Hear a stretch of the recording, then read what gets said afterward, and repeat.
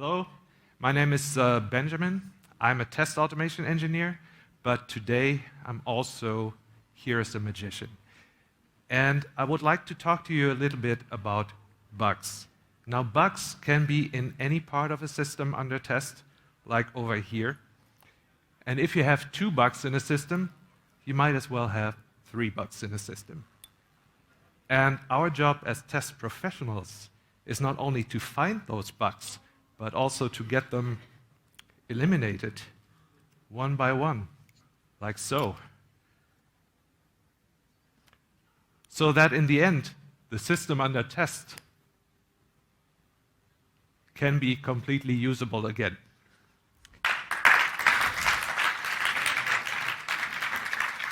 Thank you. I deliberately did that.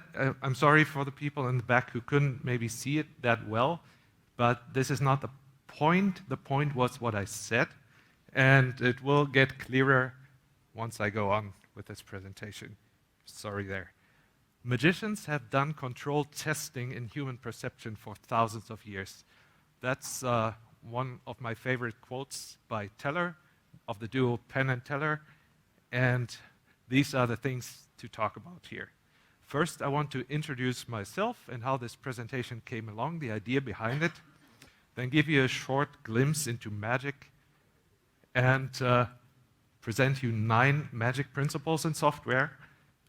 Bear in mind that those principles are not magic exclusive, but they are used a lot in magic, and I will try to link them to software principles and software testing. And then some final thoughts, maybe to inspire 1 or 2 of you. Let's see. So that's me, Benjamin BISCHOFF, test automation engineer in Trivago, Germany. I have been in tech about 22 years, 15 of those years as a developer, and 7 of those in software development engineering in test. So transitioning more and more into the QA perspective.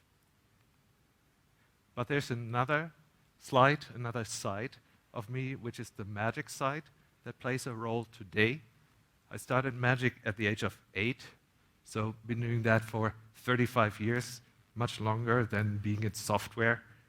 And I started with a magic kit that my parents gave me for Christmas, and I was one of the few kids that this idea really resonated with into the adult life. My favorite genre of magic is close-up card magic, but this is really hard to do here in this setting, so I chose coins. I will do another one at the end, if you want and if we have time. Member of the Magic Circle, that is crossed out because this is my last month in the Magic Circle. I quit. And if you're interested, just catch me after this presentation. It's a longer story. This presentation came along because I noticed a lot of similarities between magic and software. And I did a series of blog posts, I think 6, on my website, softwaretester.blog, linking those 2 topics, and also started a really humble little YouTube channel with 50 subscribers or so, just putting out magic videos with software as a theme. Those 2 books, Strong Magic by Darwin Ortiz and The 5 Points in Magic by Juan Tamariz, played a huge role in this. Very inspiring books because they talk not only about how to make your magic better, but also the psychology of magic, which is really important here. And spoiler alert, this is about making connections. This is about connecting subjects that may not seem to have connections, like obvious connections, but it helps both sides. And you will see why. So let's take a short glimpse into magic so we're all on the same page. Bear in mind that magic is more than 4,000 years old, so I cannot cover everything, but just some important milestones that I think are important for this. This is my favorite definition of magic, which is the artful performance of impossible things that generates energy, delight, and wonder. It's not about fooling people. It's about this generating wonder. If you want to be more technical about it, this is the taxonomy of magic. Not all, but a lot of magic genres. I highlighted close-up because it's my favorite.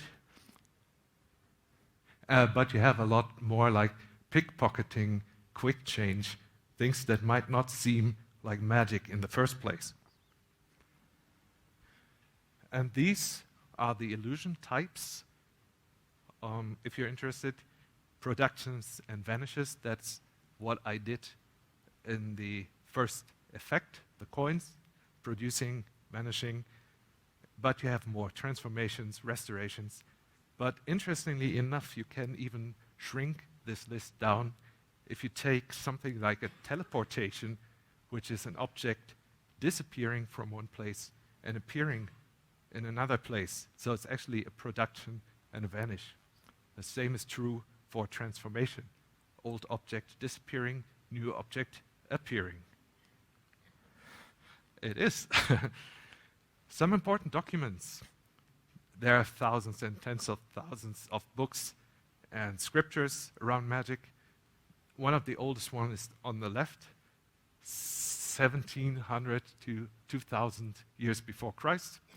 It's called the Westcar Papyrus, which was found in Egypt, and an English gentleman called Westcar bought it, and it is about 5 priests and magicians at the king's court performing magic effects. And those are even described there, what was performed. The one in the middle, huge leap forward, is the discovery of witchcraft by Reginald Scott, and he probably saved a lot of lives with this book because he exposes magic effects that people typically linked with witchcraft, because he wanted this witch hunting to stop. The one on the right, it's called Hocus Pocus Jr., and it's by an unknown author. This didn't save lives, probably, but it was one of the first books on magic about entertainment. So using magic as entertainment, what I'm also doing here. Some of my influencers, and I know those are all 3 white male influencers, but unfortunately the history of magic is predominantly male. This is changing for the better, but I'm sorry. The one on the left is Di Vernon, also called the Professor, and if you ask any magician today to perform card magic, they will probably perform something that Di Vernon either discovered or invented. The one in the middle, Tony Slidini, he didn't have access to magic literature, so he basically single-handedly invented and reinvented close-up magic, and a lot of his misdirection principles are still used today. Juan Tamariz on the right, he is a Spanish magician, luckily still alive, and he is the major influence on all the magicians worldwide, because he published books about the psychology of magic and how to make your magic more memorable and better. And if you ask me about the best magic in the world today, I point you to Spain. Spain has the best magicians and the best magic today. This is a famous quote by Arthur C. Clarke: "Any sufficiently advanced technology is indistinguishable from magic." And that builds a bridge into what I want to talk about as the main thing: magic principles in software and software testing. Misdirection. That's probably one of the ones you thought of first. Notice that I put the mis in parentheses because it can be a direction as well, not only a misdirection. Misdirection is there to mislead but not confuse the spectators. And it has two major principles.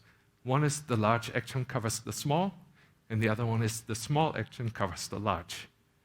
That means if I do some large action with one hand, you won't see the small action with my other hand. But if I direct your attention to a small point here, you won't see the large action of the other hand. So it can be turned around.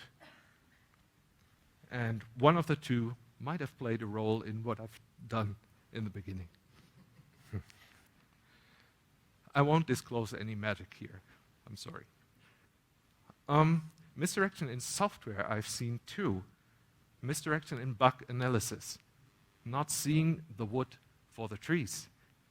If you have a bug and you keep in the small perimeter around a bug, you're misdirected. There can also be unintentional misdirection through bad software design. And this is an example I've seen myself. On the right, it doesn't matter if you can read it, it's a Java stack trace.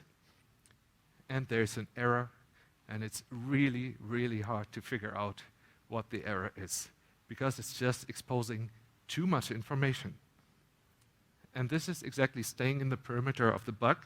Because you're overwhelmed with this information, you tend to stay in the lines around the bug, even though you might just have to step back and look at the big picture to find out what is the cause.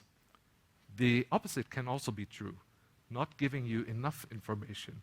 In this case, it would be what developers call swallowing exceptions. So they only display the error message, which means nothing if you want to find the cause. Because what the eyes see and the ears hear, the mind believes. Number 2, force. That's not physical force, it's mental force. Force in magic means giving the illusion of a free choice. You can force a thought, a thing, an action, you can force a number, a card, you name it. The thing is that it has to feel like a genuine choice for the spectator. But what I have seen and what I have done, I'm guilty of that myself, is forcing yourself as a person. When you start out in magic and you practice a lot, you want to show it. Magic is a performing art. You need spectators. You cannot just perform for yourself. So you force yourself on everyone saying, I have a trick. And that is really bad. Ask my parents, ask my wife. This is not a good thing. They have to want to see something. And this forcing yourself, I have seen in software and teams and programmers, testers. I've seen it everywhere. Forcing yourself, forcing your solutions, forcing your tools on other teams, on other people, even though you don't understand the problem to solve fully. Just because you think my solution is the best, everyone should use it. No. And that leads to looking down from the ivory tower. And I'll give you an example later of when that happened to me and my team. The more you know, the more you realize you know nothing. And that's exactly what it is. When I have to describe what an expert is, I always say that's someone who is aware of what he or she doesn't know. And that's the thing. You don't know the full context all the time to be an expert. Repetition. Repetition. Sorry. I had to do it. Repetition in magic is two-sided. It's a means of perfection. If you practice a lot, over and over, you get better. But only if you practice correctly. And that's why if everyone wants to start with magic, I say don't start on YouTube. Never do. Because there's so many beginners on YouTube exposing magic that they cannot perform properly. So you learn it the wrong way. On the other hand, there is a rule. Yeah, magic has rules too. Never repeat a trick. That's what they tell beginners in magic. And at first it seems obvious. Don't repeat it, because then people will find out how it's done. But no. Some effects are worth repeating. And you have to ask yourself, is the effect worth repeating? Is it easy to figure out? If it's not, then why not repeat it? And can you achieve the same effect with different methods? And if you can, by all means do it. Because the more you repeat it with different methods, there's no way to go in the minds of a spectator. Repetition in software has the same sort of angles. Oh. Repetition is the key to regression testing. Of course, because then you can spot behavioral changes easily. And when you repeat test scenarios, you ensure a known state of a system. So far, so good. But repetition is also a form of training, like in magic. You have code cutters, you have test cutters.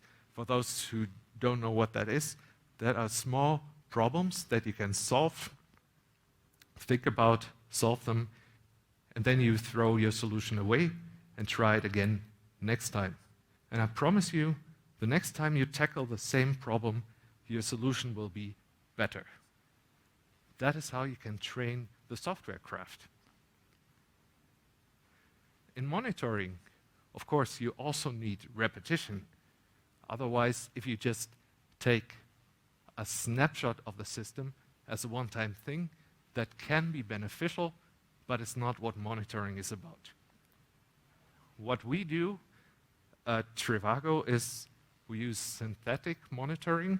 That means simulating a user over and over 24/7 to ensure a working state of our system by traversing the happy path of the system over and over, and that has to be repeated. And we found out that this is way more accurate than any other form of monitoring we do. My favorite Bruce Lee quote, "I fear not the man who has practiced 10,000 kicks once, but I fear the man who has practiced one kick 10,000 times." Clarity, number 4.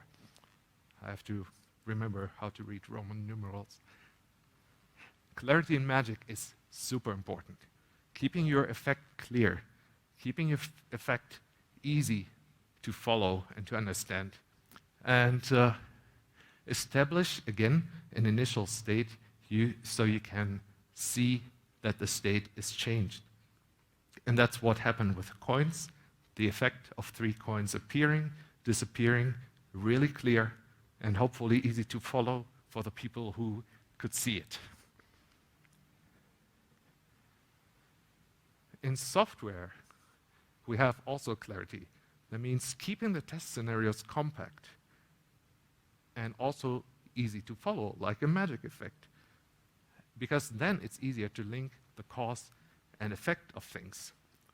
It avoids boredom, because if you don't have to go through 10,000 test steps all the time, it's just way better if you want to analyze what happened. And it helps to keep focus, like in a magic effect as well. This is our reporting solution that we developed ourselves because we were not satisfied with the reporting solutions we had at that time. It's an open source project. I linked it here in the QR code. And we established that because you can directly see the test results.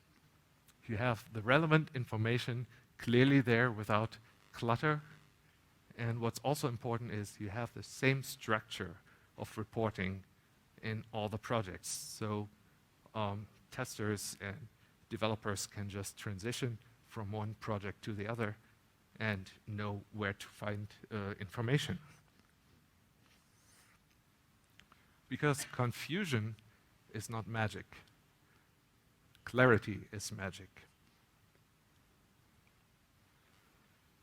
The framing part, that's a really tricky one, and it's a really important one as well. It's about finding the context for an effect. And you have two different kinds of contexts. You have the contented context, and you have the situational context. The contented context means making magic memorable, making it elevate beyond a puzzle. If I just show you 3 coins appearing and disappearing, you might wonder, how does it work? But if I present it as bugs appearing and disappearing in a system, it elevates it to another level. The situational context, hard word to pronounce, that means that the presentation and how you present it must fit the setting, occasion, and location. I could do the testing presentation of the coins at a kid's birthday party, but that would mean nothing. So both have to be there. In software, having the best idea, having the best intention is not enough if you don't phrase it properly and if you don't communicate it well. We had that when we started with our automation 6 years ago. We established a test automation team. And we had the developers and the QA teams communicating really well at that point, but the automation team was a third entity. And we were sitting in our ivory tower developing test solutions and forcing them on the other teams without really talking. That was a bad idea. The framing has to be right. Because we forgot the why in this scenario. And we were detached from the people, and we were detached from the problems and the needs of what was needed.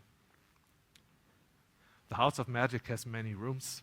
Eugene Berger, a magician who is not with us anymore, sadly, he was the master of presentation.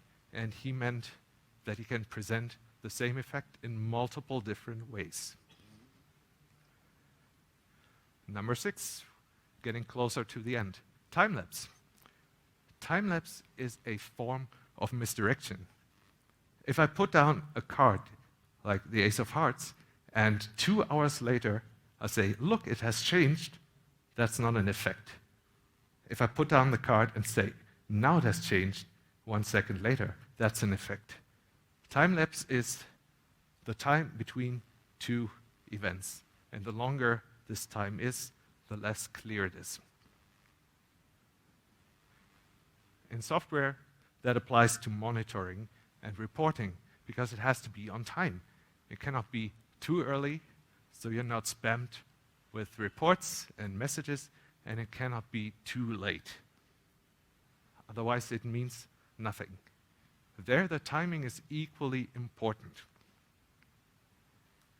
If you run tests regularly, you want to have an early feedback of failure to the right team, to the right people. That's where the whole shifting left idea comes from.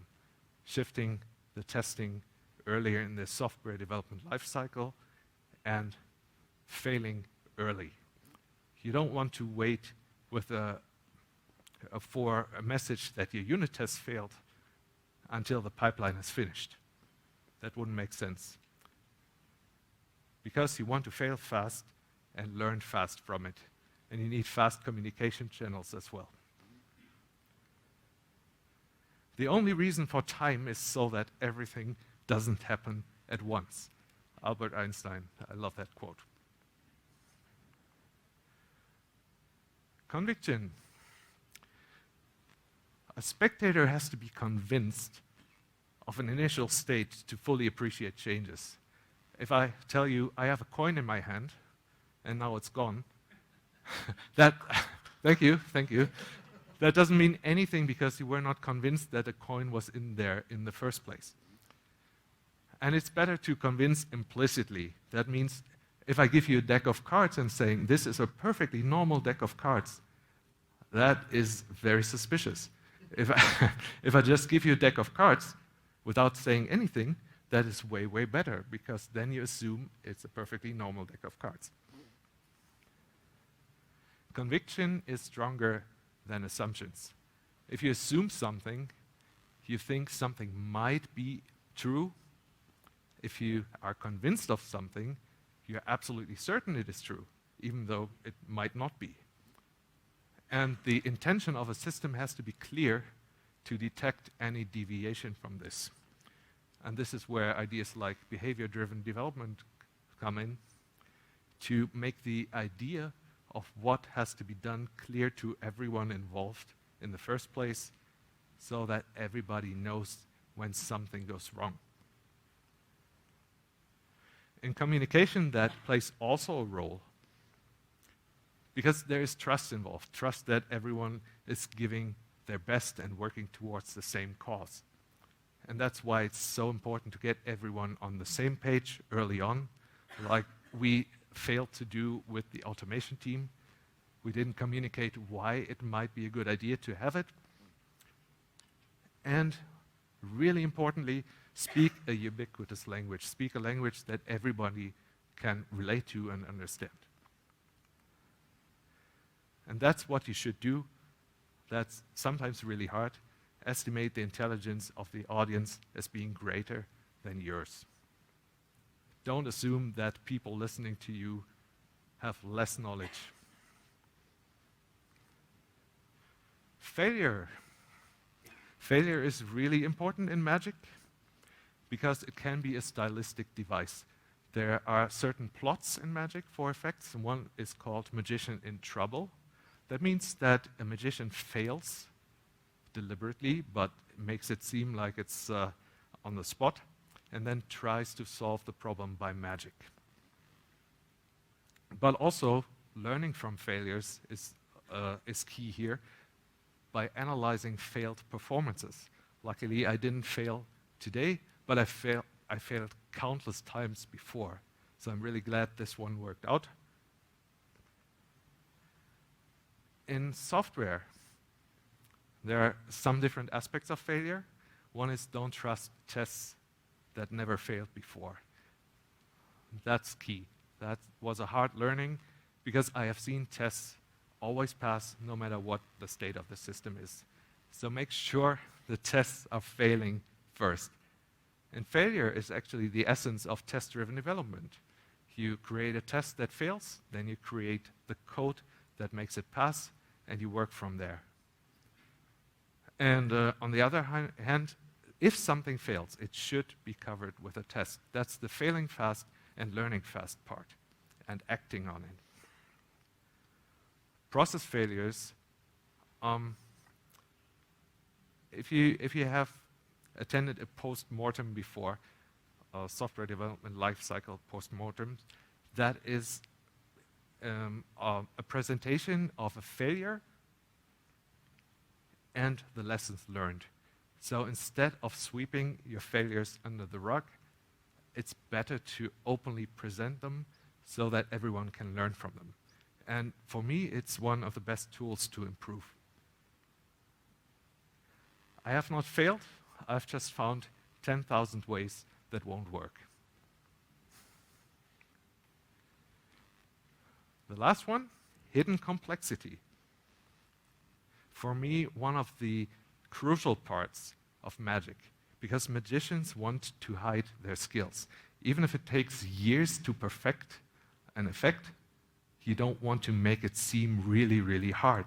You want to make it seem like the magic is happening on its own.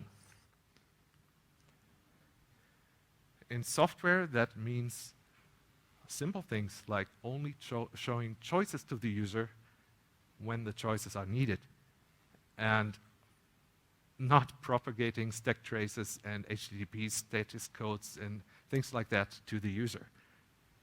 Making error messages meaningful, making them actionable, meaning instead of saying something went wrong, try again later, at least say what went wrong and when to try again later.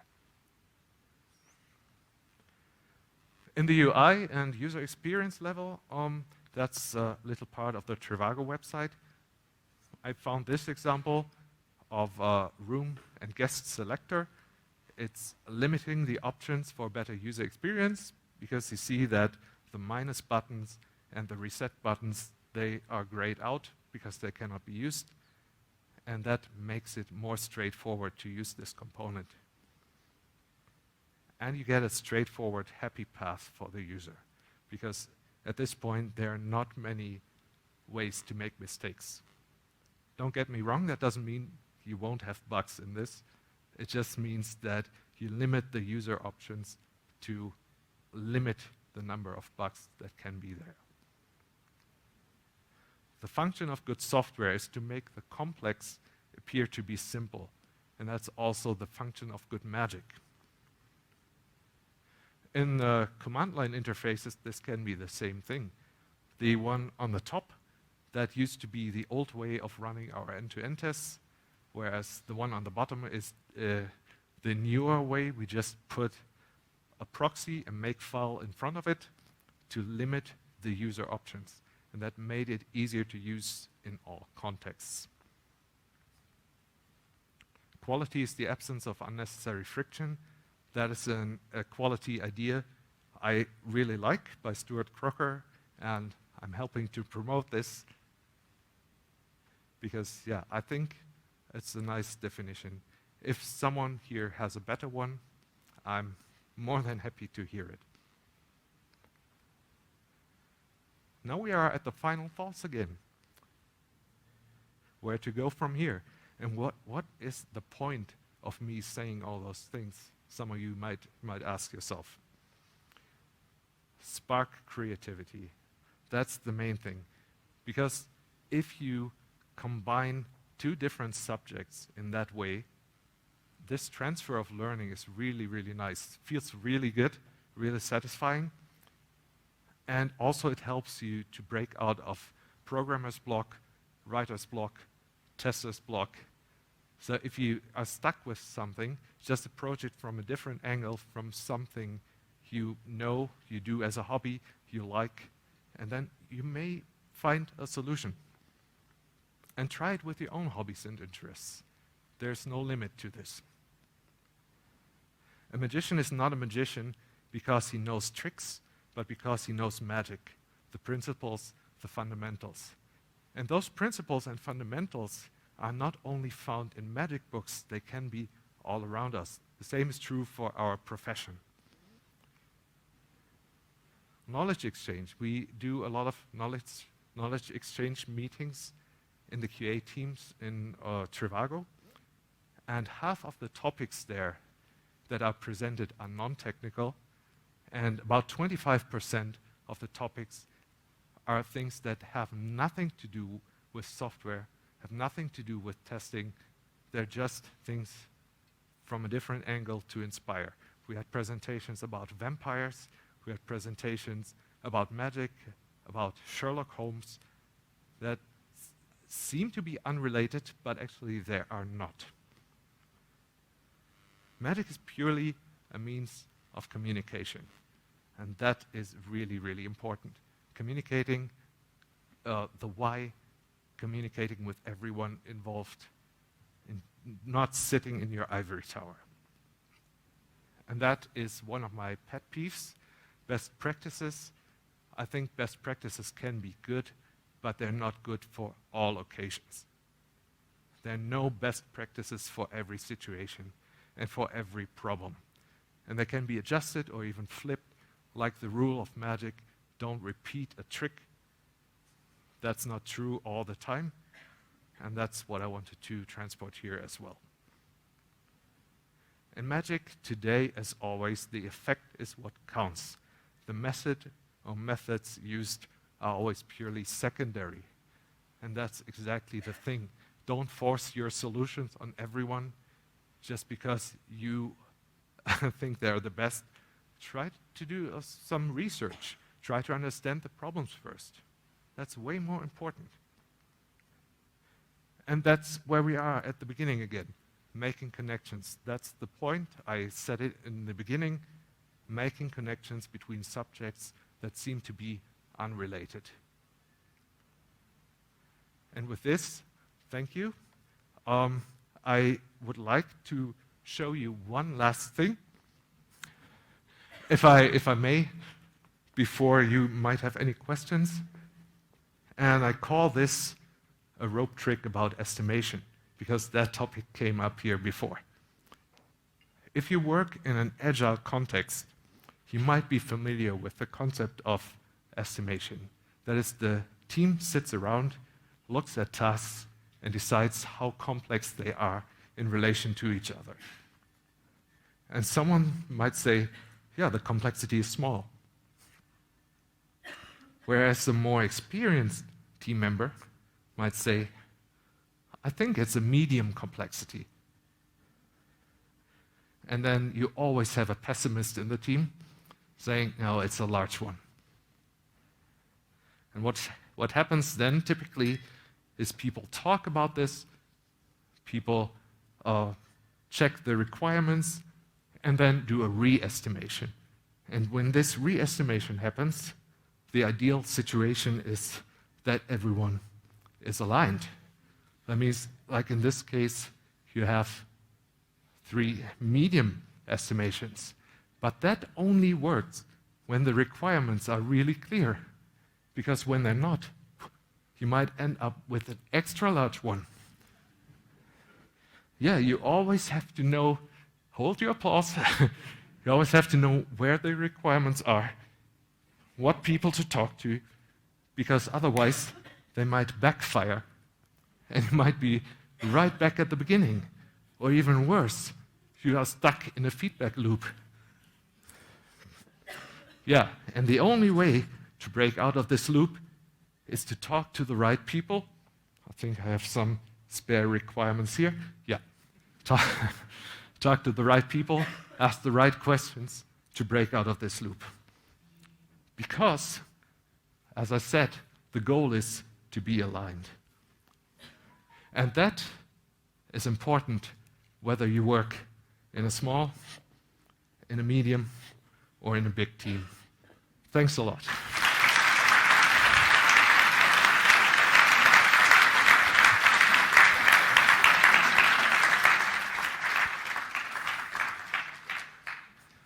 All right. Let's hear some questions from the audience. We have some questions online. We'll leave that a little bit later. Do you have questions? Or maybe we start with the one online then. Can you get a little bit closer and read it? No, I'm the organizer.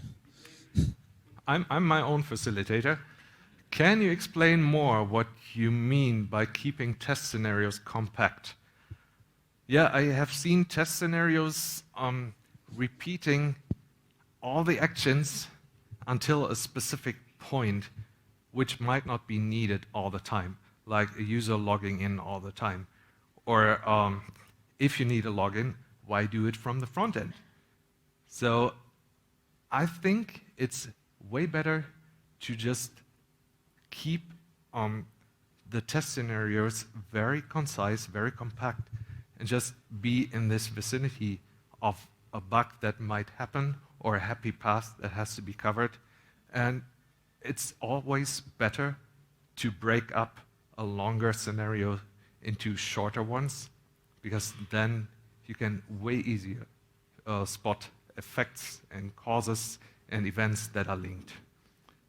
I don't know if this answers it, but that is my experience. That doesn't have, again, this doesn't have to be true for everyone. Do you have another question?